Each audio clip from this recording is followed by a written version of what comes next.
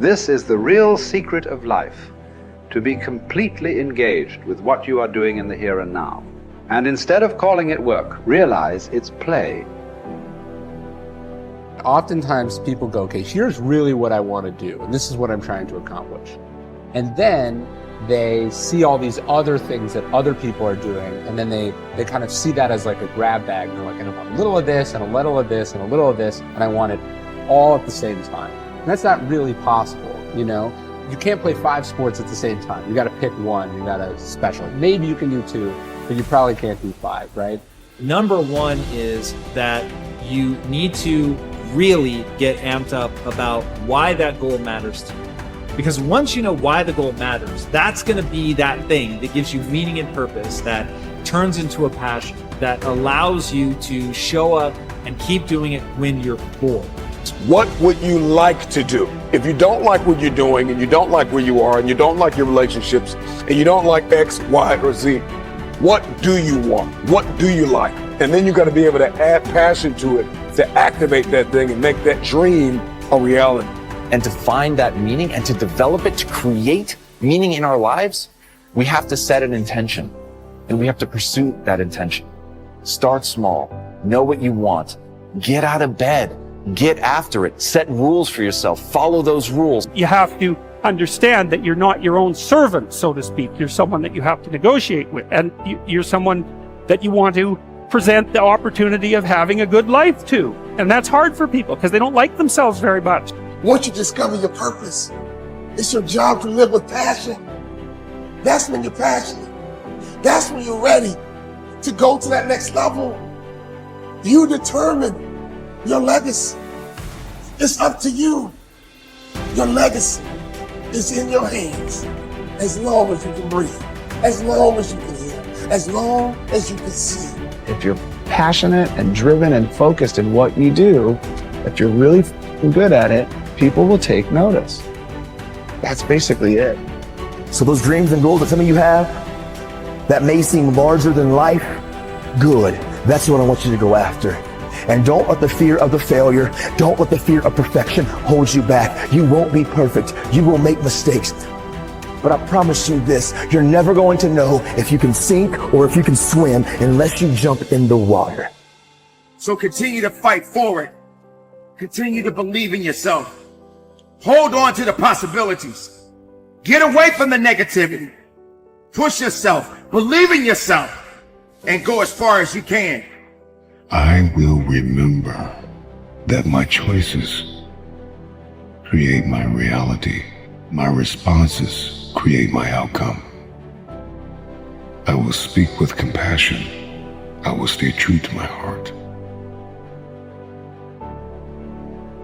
See, whatever you decide to do, look at it and find out what is it that I have that I could bring to the table that can begin to enable me to ensure that I could be successful in this. Where is the opening for you? There's room for you out here in the arena called life. There's room for you to come out and live your dream. Don't allow but to keep you in the corner or keep you up in the bleachers looking at life, being a spectator, not being a participant, making a difference in life.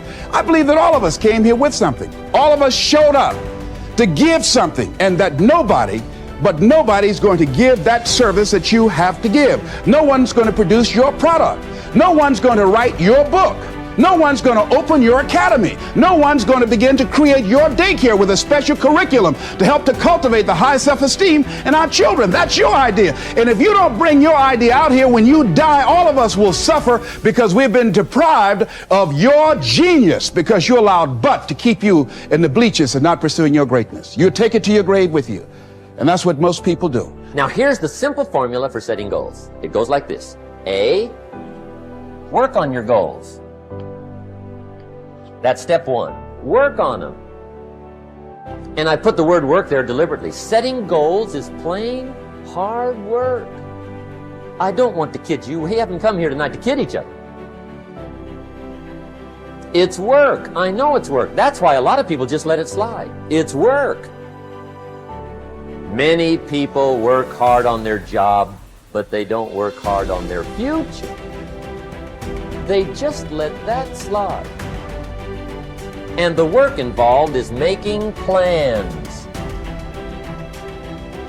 I know most people don't. I understand that, but don't let that be you. Guy says, well, yeah, you work where I work, by the time you struggle home, it's late. You've got to eat a bite of supper, watch a little TV, get to bed. You can't sit up half the night. Plan, plan, plan. And the guys be good worker, hard worker, sincere. But you got to be better than sincere, working hard. You got to be better than a good worker. You got to be a good planner. Somebody once wisely said, the people who fail to plan are planning to fail. Well said. So work on your goals. Here's step 2. Write your goals down. That's so important. I teach my staff around the world, put your goals in your journal. Because one of the major people you want to study is yourself. So here's the list of goals I put together 3 weeks ago. Here's the list of goals I put together 2 years ago. Here's some of the changes I made, rearrangement of my priorities. I scratched these off, I put these on, I've gotten these. Study your accomplishments, study what your desires are. Put them on paper, write them down. Here's another reason for writing your goals down. It shows you're serious about doing better. And to do better, you gotta get serious. You don't have to be grim, but you must be serious. Everybody hopes things will get better. Everybody hopes. Poor people hope. That ought to tell you something. It means the future does not get better by hope. It gets better by plan. In studying warfare and battles over the centuries, I have always been fascinated by the situations where a smaller force defeated a numerically superior force. In every case, what I discovered was that the numerically smaller force was far better organized, more methodical, and more orderly in its plan of attack and execution than was the larger, more disorganized force.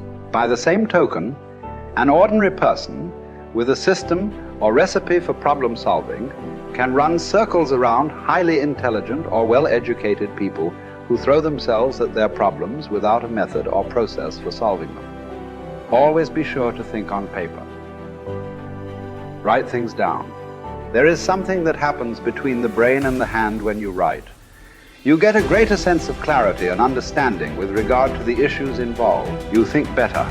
Your perception is sharper. You actually become smarter and more creative by the very act of writing everything down as you go along and before you make a decision. One of the most important parts of your personal philosophy should revolve around the development of options. The rule is you are only as free as your well-developed alternatives. If your goal is to be happy, successful, and free, you must have choices. There must be more than one thing that you can do in every situation. You can never allow yourself to be trapped with only one course of action open to you. From the time you take your first job, make your first investment, or embark on any part of life, you should immediately begin to develop an alternative to that if something should go wrong. Always be looking for ways to use your creativity to add value by doing things faster, better, cheaper, or easier in some way. Just as the word deserve comes from the Latin roots de and servus, which mean from service, you should always be looking for ways to deserve greater rewards from serving your customers better in some way. In the final analysis, as a member of society, as a player, in our economic system, your riches and rewards will come from your ability to serve other people better than your competitors. Use your intelligence and your creativity every single day to find ways to make yourself more valuable to your company, your industry, and your world.